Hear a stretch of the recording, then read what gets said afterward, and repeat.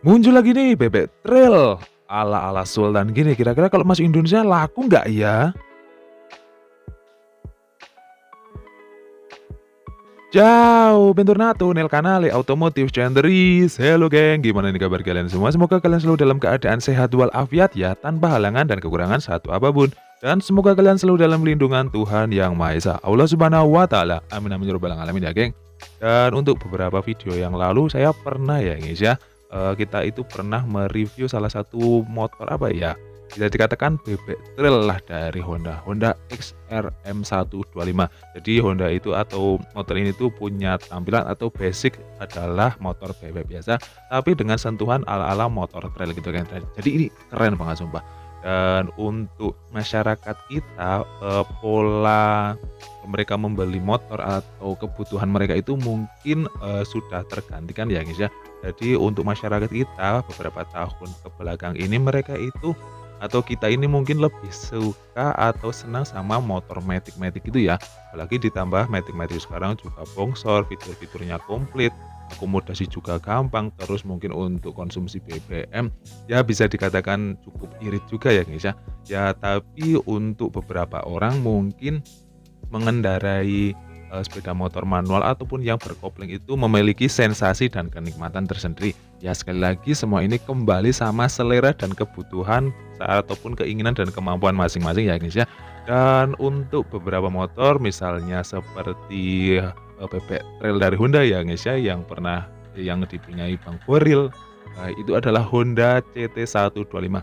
Jadi Honda CT125 ini merupakan bebek trail dari Honda yang harganya itu emang sultan banget. Kalau nggak salah sekitaran 80 juta. Ya karena memang selain dari desain ataupun tampilan, ini emang tampilan esensinya itu keren banget ya.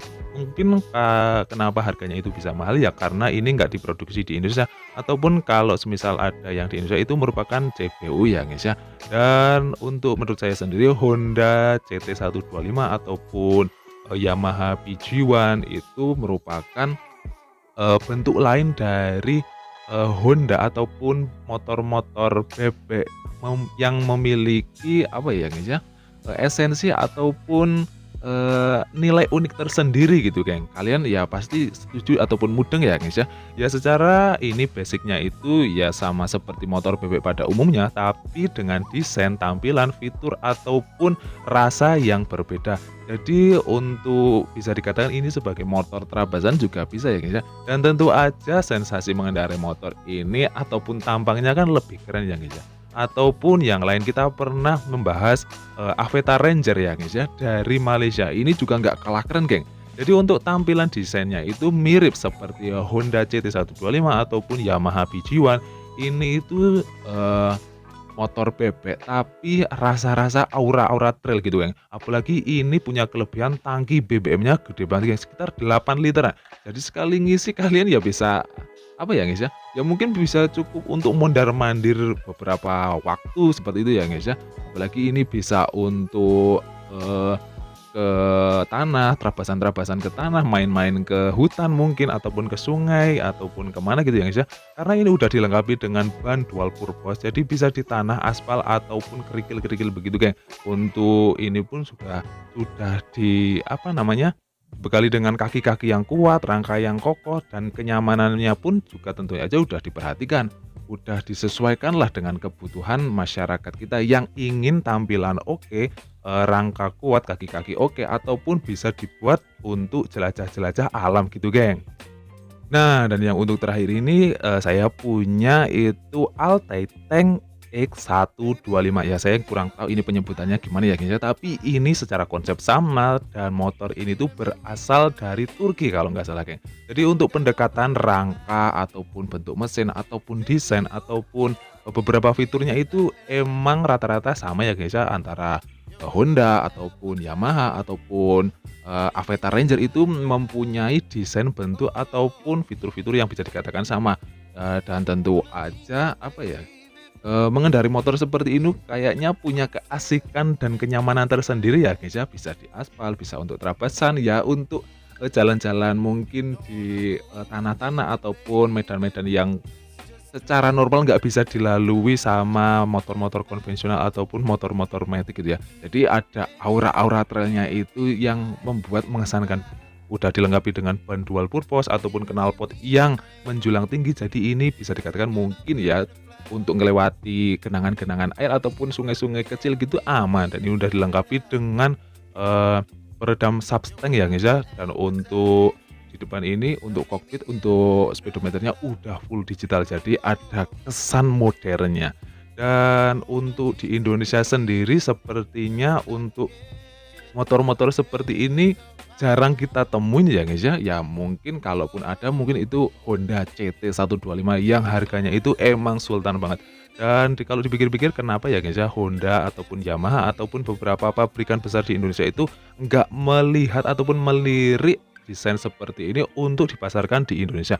Secara ya apa ya guys ya, mungkin karena mereka itu terlalu bersaing mungkin ya guys ya di kelas-kelas matic kali ya guys ya. Jadi untuk kelas-kelas BB ataupun motorsport ataupun yang motor-motor berkopling ataupun dengan tampilan seperti ini mungkin sedikit sedikit peminatnya mungkin kali ya guys ya. Padahal untuk dari segi keunikan, kenyamanan ataupun perawatan mungkin ini nggak kalah gampang kali ya dengan motor-motor bebek yang ada.